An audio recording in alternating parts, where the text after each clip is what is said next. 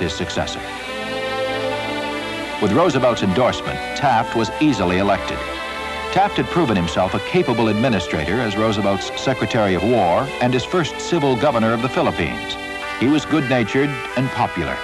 But Taft proved to be far more conservative than anyone expected. In time, that would cause problems. By the spring of 1909, Teddy Roosevelt was on safari in Africa with his son Kermit to hunt terrible lords of the wilderness. Back home, cartoons in the newspapers and at the Nickelodeons were popular with a public eager for news of Roosevelt's adventures. Scribner's magazine had agreed to pay Roosevelt $50,000 to write about his African trip, and the cost of the expedition was paid by Andrew Carnegie and the Smithsonian Institution. While in Africa, Teddy and his son Kermit bagged more than 500 animals. For Roosevelt, Africa was a great adventure.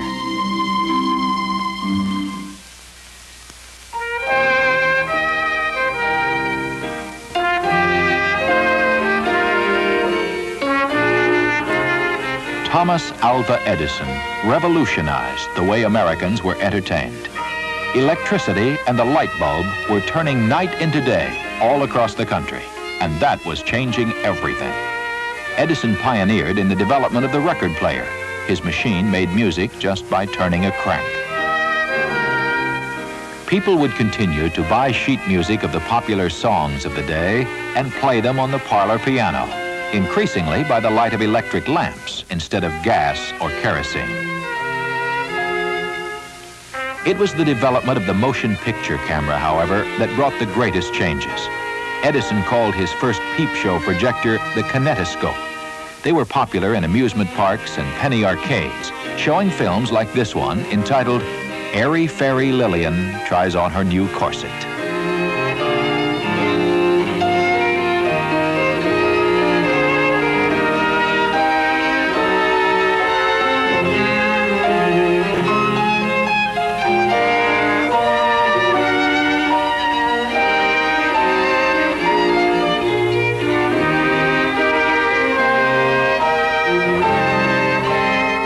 Early theaters were called Nickelodeons, and there were 10,000 across the country by the end of the decade. The public had gone crazy over movies. Movie cameras were cranked by hand, and that affected how things looked. As cameramen experimented, learning what the camera could and could not do, they photographed everything that moved. People were fascinated by scenes of an ordinary street in Tokyo or a market in Cairo. A gate in Peking seemed quite extraordinary to the eyes of 1900. Sometimes the camera was used to record the unusual and the bizarre. Topsy, a Coney Island elephant, had gone mad and had to be killed. When she refused to eat poisoned carrots, owners decided to try electrocution, and promoters sold tickets to the event.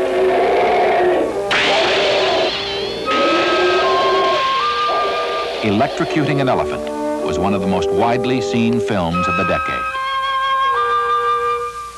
Cameramen often got a wink or a wave from people they filmed on the street. This 1901 film, entitled The Big Swallow, showed a different reaction.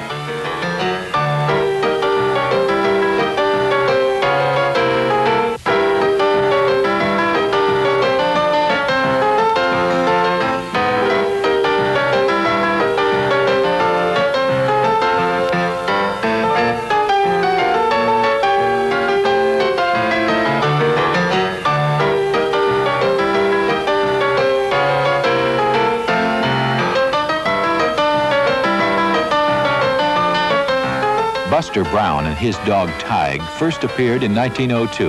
The funny papers were a cheap and popular entertainment.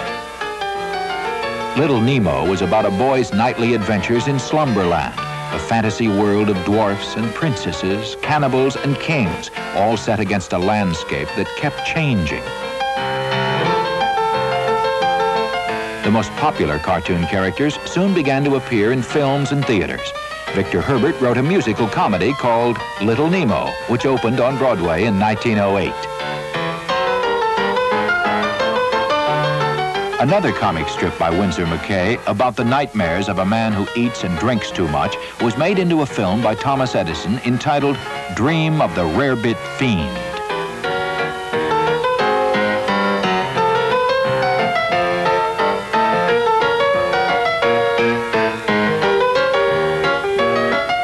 By mid-decade, budgets were larger and movie plots more complex. These early films were sometimes quite sophisticated in their use of special effects.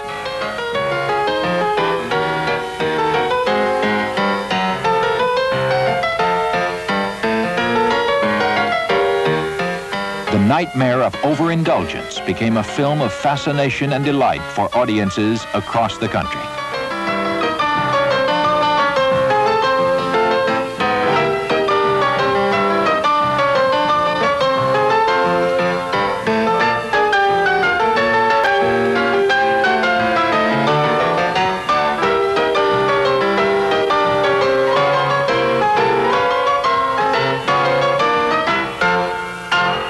Ideas for films came from many sources, from books and comics, from vaudeville, even from everyday life.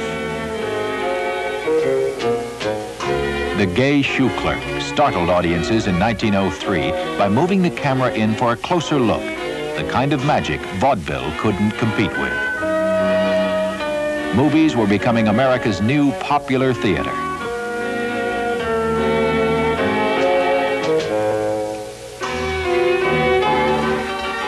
The most popular and widely seen film of the decade was made in 1903 and lasted 8 minutes.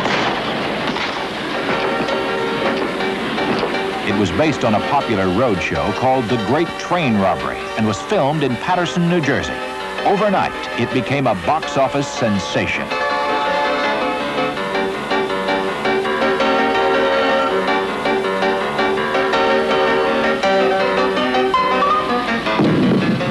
The story was familiar, even in 1903. A daring train holdup followed by a thrilling chase.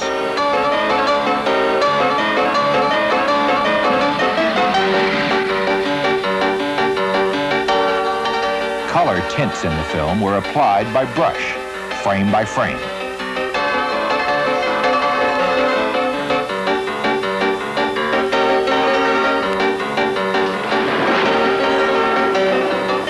The Great Train Robbery was made by Edwin S. Porter. He was the first to discover the principle of film editing and to make it dramatic.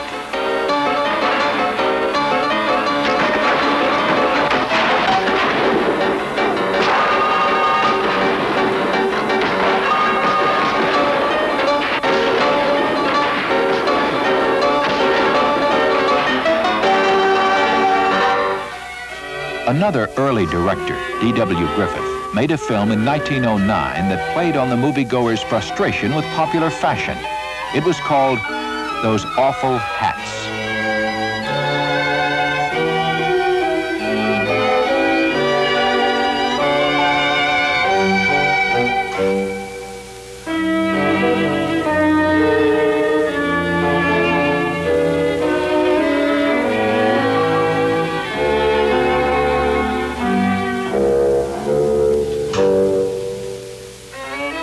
By the end of the decade, more than 5 million people a day were going to the movies.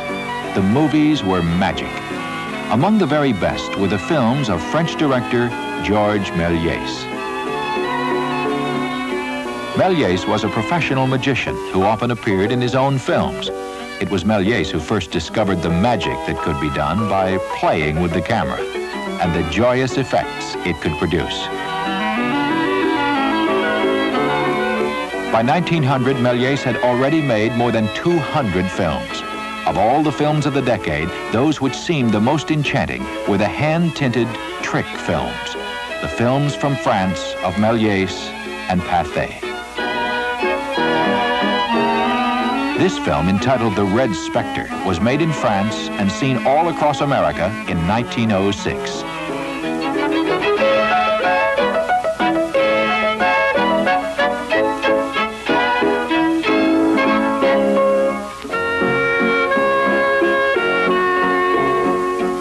There was concern in the first years of the new century that movies might have a corrupting influence on the young. Some critics even demanded censorship. Social worker Jane Addams believed movies should be regulated rather than suppressed. The movies would have to get much more explicit before such movements would be successful. Meanwhile, American audiences just sat back and enjoyed them.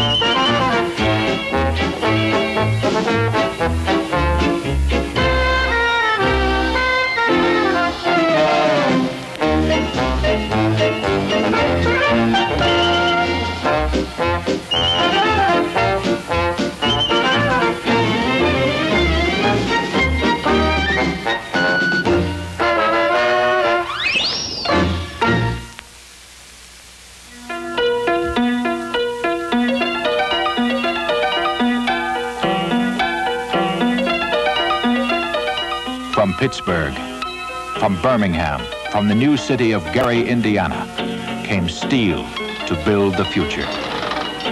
Steel for trolleys and for cars,